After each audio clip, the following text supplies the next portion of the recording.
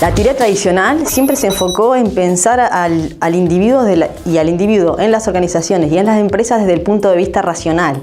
Esto es decir, yo como profesional, como investigador, como teórico de administración, siempre se trató de decir, las emociones debemos tratar de dejarlas a un costado y tratar de parecernos a una máquina, algo que funcione, que sea productivo, que sea eficiente. Desde la lógica de los clásicos se trabaja desde ahí. Estudios que no tienen que ver con el campo de la administración, sino que básicamente salen de la neurobiología, han dicho que si nosotros no tenemos emociones no podemos decidir. Si no podemos decidir, no podemos trabajar.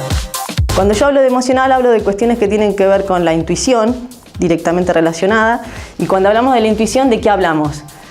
De esas cuestiones que tienen que ver también con la experiencia y el aprendizaje que el individuo supo desarrollar. Hay gente que tiene como capacidades innatas de ver situaciones estratégicas, tomar decisiones estratégicas de mejor manera que otro. Nosotros lo que trabajamos desde la universidad y desde estudiar estos fenómenos, es decir, hay cuestiones que nosotros podemos aprender y capacidades que podemos desarrollar de distintos aspectos. Primero, estudiándolas, ¿sí? Y estudiamos variables que tienen que ver como la cultura, por ejemplo, es decir, esas cuestiones que decantan en las empresas y en las organizaciones que hacen que una empresa tenga determinadas características y la gente que esté dentro las comparta en mayor o menor grado. Eso también tiene que ver con una manera de gestionar las organizaciones. ¿Y para qué quiere una organización? ¿Para repetir procesos o para generar alternativas de innovación? Cuando yo pienso en generar alternativas de innovación, pienso que tengo que aprovechar a los individuos y que los individuos se desarrollen en las organizaciones de una manera más integral. Cuando nosotros hablamos de integralidad, hablamos de cuestiones que tienen que ver con lo emocional y con lo racional. Es decir, históricamente y en la época de la Revolución Industrial era lógico que un individuo quisiera parecerse, o sería bueno que se pareciera a una parte de una máquina. Hoy una máquina que repite no responde a los cambios del contexto.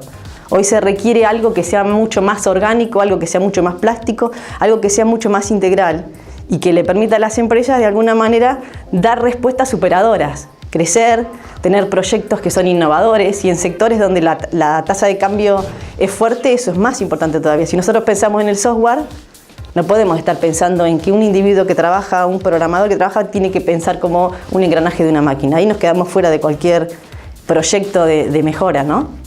Desde el punto de vista del empresario, porque eso le va a dar mayor rédito, y también desde el punto de vista de la responsabilidad que tenemos por liderar o formar parte de organizaciones, porque la gente que va a trabajar se va a desarrollar de una manera mucho más integral y el trabajo va a ser parte de su vida, no su vida va a empezar después que sale del trabajo.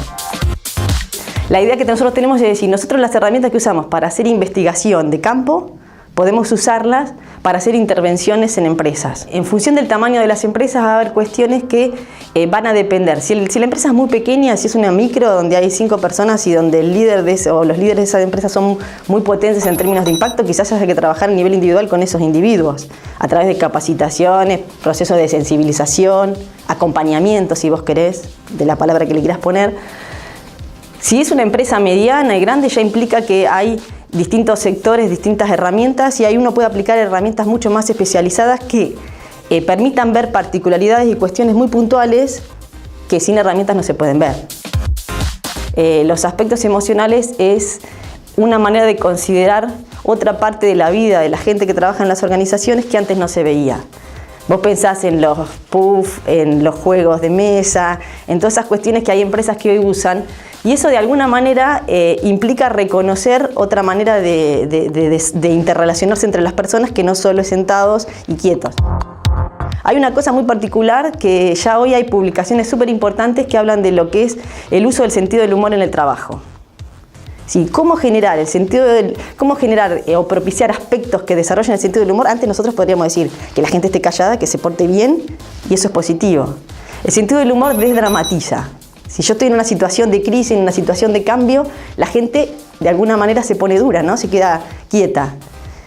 Cuánto se use de aspectos de desarrollar buenas relaciones, empatía, el uso del sentido del humor en serio, puede ayudar a desarrollar nuevos proyectos, y sí, vinculados fuertemente con la innovación, ¿no? Y hay sectores donde no te permite no ser innovador, porque si no, mañana no estás. Digamos, la empresa típica en su momento de desarrollo de aprendizaje fue Shell, ¿no es cierto? Y a partir de ahí fue desarrollándose en el MIT toda la teoría en relación con esto. En las empresas pequeñas que nosotros tenemos cerca, para no nombrar a una en particular, lo que tienen de positivo es que a veces los líderes de esas organizaciones tienen capacidades innatas desarrolladas en este sentido.